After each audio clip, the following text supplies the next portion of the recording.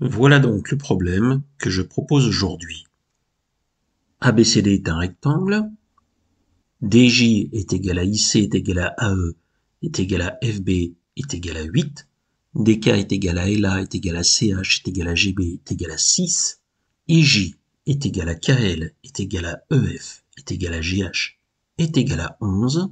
On a aussi que G1, G2, G3, G4, G5, G6, G7 sont les centres de gravité des triangles MKJ, MJ, etc., MEL. But de l'exercice, calculer l'aire de l'heptagone G1, G2, G3, G4, G5, G6, G7. Comme d'habitude, prenez votre temps pour la rédaction. On se retrouve après.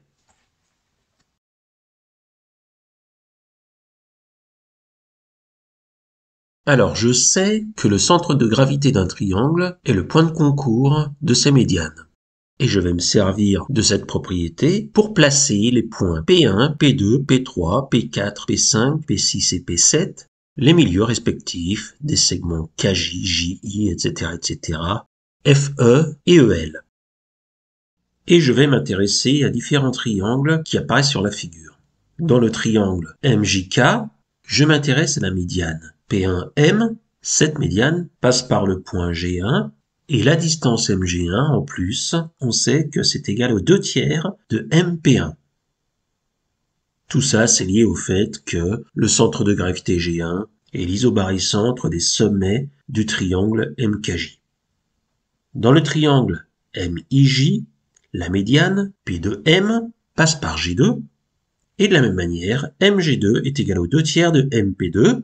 Je continue comme ceci jusqu'au triangle MEL, et dans ce triangle, la médiane P7M passe par le point G7, avec comme relation MG7 est égal à 2/3 de MP7. Et si je trace les heptagones G1, G2, G3, G4, G5, G6, G7 et P1, P2, P3, P4, P5, P6, P7, eh bien on se rend compte que G1, G2, etc., G7 est l'image de P1, P2, P3, etc., P7 par l'homothétie de centre M et de rapport 2/3. L'aire de G1, G2, etc., G7 est donc égale à 4/9, c'est-à-dire 2/3 au carré de l'aire de P1, P2, etc., P7. Il me reste donc à calculer l'aire du grand heptagone, et pour ceci je vais faire quelques remarques purement géométriques. Si je prends le point U milieu de CH et le point V milieu de DK, DCUV est un rectangle.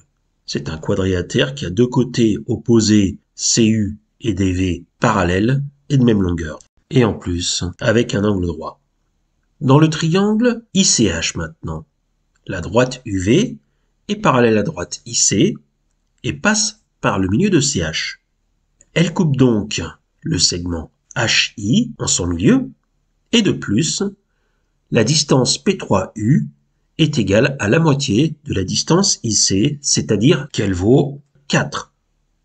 De même, si on s'intéresse au triangle DJK, en suivant le même raisonnement, UV va passer par P1, le milieu de KJ, et de plus, VP1 est égal à 4, la moitié de DJ. Finalement, P1, P3 est égal à VU moins VP1 moins P3U, c'est-à-dire 27 moins 8, 19. Et si nous suivons le même raisonnement, eh bien nous avons la droite P7, P5 qui est parallèle à AB, et la distance P7, P5 vaut 19. De même, la droite P3, P5, quant à elle, est parallèle à la droite BC, et P3, P5 est égal à 23 moins 2 fois 3, 3 étant par exemple la moitié de la distance CH, P3, P5 est donc égal à 17. Et si on s'intéresse à P1, P7, P1, P7 est parallèle à AB, et P1, P7 est également égal à 17. On peut donc affirmer que P1, P3, P5, P7 est un rectangle d'aire 17 fois 19 égale 323. Bon, il me reste donc à trouver les aires des trois triangles qui encadrent le rectangle. Je vais commencer par l'aire de P1, P3, P2, qui est égal à la base, P1, P3, fois la hauteur issue de P2 divisé par 2. La base P1, P3 a pour longueur 19, la hauteur issue de P2 a comme longueur 3, l'aire de P1, P3, P2 est donc égal à 28,5, mais c'est aussi l'aire de P7, P5, P6. La dernière aire à déterminer, celle de P3, P5, P4, qui est égale à P3, P5, la base, de longueur 17, multiplié par la hauteur issue de P4, qui a comme longueur 4. Le tout étant bien entendu divisé par 2. Cette aire vaut finalement 17 fois 4 divisé par 2, 34. Je somme toutes les aires que je viens de trouver.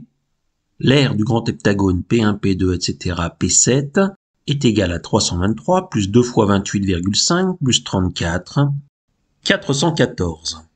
On a alors que l'aire de G1, G2, etc. G7 est égale au 4 neuvième de 414. Conclusion, l'aire de G1, G2, etc. G7 est égale à 184. Si ce que je fais vous plaît, n'hésitez pas à cliquer sur le petit pouce, à vous abonner et pourquoi pas à partager.